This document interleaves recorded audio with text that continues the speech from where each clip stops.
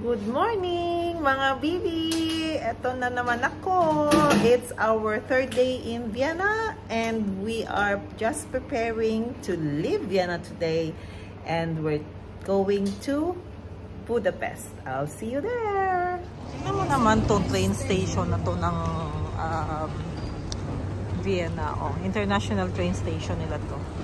So we're just going up to the second floor to find out where we can catch a train going to Budapest. So let's see. Ayan, diba? Ang ganda.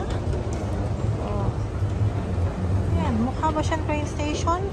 Malayong-malayo, mukha siyang mall. At ang ganda-ganda ng kanilang ng kanilang train station, diba? No, it doesn't look like train station. It looks like a shopping center, right? That's what I said to them. Yeah. It looks like a shopping center. I know. Look at that, oh. At saka meron mga signature shop. Kaya lang, I do not have time. And I do not have plans to go shopping. This is a... Here, oh, here. 9 and 10. Yes, we're going to platform 10. Platform 10, C and E. I was told that we do not need to have a seat booking. So you just jump into the train and just look for your chair to sit on. Yan ang maganda. Kaya, try Interrail because I'm enjoying it. Ayan mga bibi ko, it's time to say goodbye to Vienna and hello to Budapest. So we enjoyed our visit to Vienna and we explored a lot of places. We had a relaxing time. Thank you so much to those Filipino people who accommodated us in Citadin. They are really good. They're so kind. Lahat po sila Pilipino ang nagmamanage, Pilipino ang empleyado, which is really good. We're so proud of you guys and thank you so much. And we are now going to Budapest. Ito po yung aming train. Ayan sila, oh. Yan. Kahit po wala kaming reservation na upuan, kasi po first class yung aming ticket, then we can sit on the first class. Pero sana walang nakabook ng mga tao dito. Hopefully. So kung wala nakabook, then you can just sit anywhere. So yan po ang trick. Okay? See you later guys. And I will see you in Budapest. 11 Right. Ito na mga bibi. This is the business. Ouch! This is the business class. Okay? So meron silang individual cubicle at ang ganda ng kanilang mga upuan. Look ang business class nila. Look. Yan ang kanilang business class. See? There you are. Yan ang kanilang business class. And then dito, tingnan natin kung ano meron dito. Yan, may smoking area. Oh, no smoking area. May lagayan sila ng luggage dito. Ayan. And we're going back. Ayan pa sila. Okay, again. That is our business class. Dito naman sa amin sa first class. Look, first class. This is where we belong. They've got their coffee area here. I think they're going to serve something to eat, hopefully. And ito na yung mga first class people. Ayan sila. Oh, namamaypay kasi yung aircon na hindi pa umaandar. Pero ito po yung upuan ng first class. Ayan, mga first class people yan sila. Yan. Mga nagbayad ng mahal yan. Pero komportable. Ayan. Hanggang dito first class. Ayan. Click. There you are. Oh. Yan. Hanggang doon. Oh. See yan. Mga pili ko. Na-share na namin sa inyo ang aming train going to Budapest. So, later on, tingnan natin kung ano pang makikita natin dito. Ha? Hopefully, hindi kami paalisin. Kasi as I said, we do not have seat booking. Pero kung gusto nyo secured kayo, mag-book kayo na upuan. Kasi kami, we don't know when are we leaving, we are going, or whatever. So that's why hindi kami nag-book ng seat. Okay? Right, we'll see you later. Bye! Mga bibi ko, bumalik kami sa Bahnhof train station kasi yung sinakyan naming train kanina, pa first class pa kami. Ang sarap na ng buhay namin. But then, we realized that that train is going to the Vienna Airport. Ano pala yun? Kadugtong ng train going to Budapest. So, we sat at the far back, which the wagon separated from another wagon. So, nagpunta yung ibang wagon papuntang Budapest. Napunta kami ng airport. So, syempre, it's part of the journey, it's part of the adventure. We get lost, so that's why we have to come back to the main train station to jump into the train. Hopefully, hindi na kami mawawala. And we will arrive in Budapest earlier. Ayan guys, ang dami naming adventure, ang dami naming natutunan, but this is part of our journey. So, we are enjoying it. We are so happy even though it's so tiring. It's like that. Okay? Alright. See you later. Coffee sila. Yan. Diba? Talaga naman. Ang mga to, ay, batin na kayo lahat. Batin na. Hindi na siya eh. Hindi na mapatulog. Hindi ako mapatulog nito.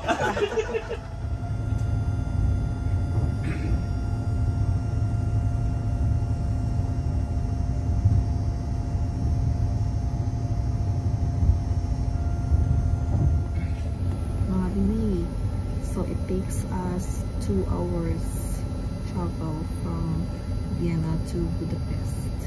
The train is quite slow, it's not a bullet train, so it takes us 2 hours. Maybe if it's a bullet train, it can only take 30 minutes.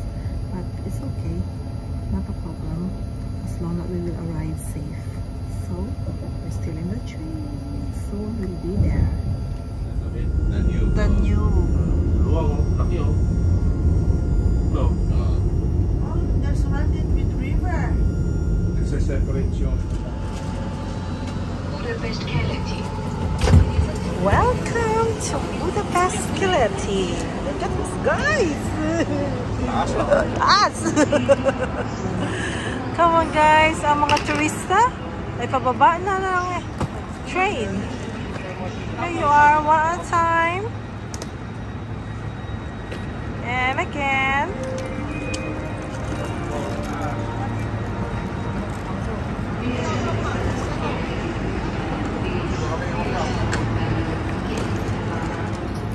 Guys, welcome to Budapest Keleti. So we are now at Budapest. Ayan mga baby, I have the ticket now. So I bought one group ticket and one person because there's 6 of us. I paid 19 euros for 24 hours. So, yan ang aking ticket. Yan. Going na, going. We're going down. I don't know what will happen, but I have a ticket anyway. So, I'm just going to use the escalator. Ooh, very deep. Ang lalim. Ito na ang aming tirahan sa Budapest. Siyempre, tapos na ang aming kasayahan na luxury ang buhay nila. So ngayon, we are staying in a hostel. Look, this is for students and we are feeling students. And look at that. There's another 2 bedrooms upstairs there. Because this room is good for 8 people, but we paid for 8 people. Okay? Pindot. Buksan mo lang. Open. I close na. Oh yeah. There you are. It's coming. Come on, sige, go. Bye! Gusto maghandanan ka. Masakit na naman ang pako. Mababa na. Yan, sige. Go, sige. Yeah, ito ang elevator ni Sige. Go, Sige. Naiyat, Sige. There, open. Bye! Go inside. No, I'm going to use the stairs. There you are. And I will see you up there.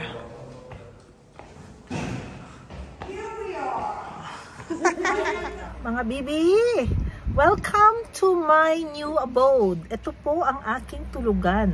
Ito ang itsura ng aming mga tulugan. Sandali lang, ipapakita ko sa inyo para maintindihan nyo kung gaano kaganda ang aming tulugan dito sa Budapest. Ayan, ito lang ang aking lugar. At meron akong kurtina para matakpan ko at hindi ko makita si Friendship. Friendship! Hello! Ayan si Friendship. Yan ang kanyang kwarto. Yan naman ang kwarto ni Marley tsaka ni Siggy. Tita Angie! Ayan, Tita Angie. Si Mr. Mags nandun sa ibaba. Doon siya sa ibaba. Tapos, actually, meron kaming extra na rooms doon sa taas. May 2 bedroom pa doon. So, hindi na namin ginamit yun. Binayaran namin yun para hindi na kami lalagyan ng ibang tao. So, itong buong kwarto na to with 8 bunk beds, I paid around 100 pounds yata for 1 night. Sa 6 kami. So, hindi na rin masama. At saka may sarili kaming shower and toilet. So, and medyo mainit para sa amin, pero sabi nila sa kanila daw okay pa yung temperature. At ang kanilang air condition ay nakaset sa certain temperature. So, hindi yung aandar kung hindi abutin yung init na hinahanap nila. So, syempre, medyo maarte ako kasi ayoko nang mainit. So, here you are. Binigyan nila ako ng electric fan. So, binigyan na kami ng 2 electric fan dahil si Siggy ay naiinitan din. At hindi makatulog pag mainit. At saka, ito yung view ng aming kwarto. Sandali lang ha, papakita ko sa inyo. Yan. Nakita nyo ba yan? Yan ang Basilica. Yan, sa labas. At naririnig mo dito lahat ng ingay ng kalsada at ingay ng ambulansya. Pero hindi na bali. Yan ang aking istorya dito sa Budapest. Bukas kami ay aalis din papuntang Amsterdam. Isang araw din kami doon. Actually, hindi isang araw. We will just be there for about 8 hours before we will take a train going back to UK. It is really fun. See you later. Good night, guys. Bye-bye.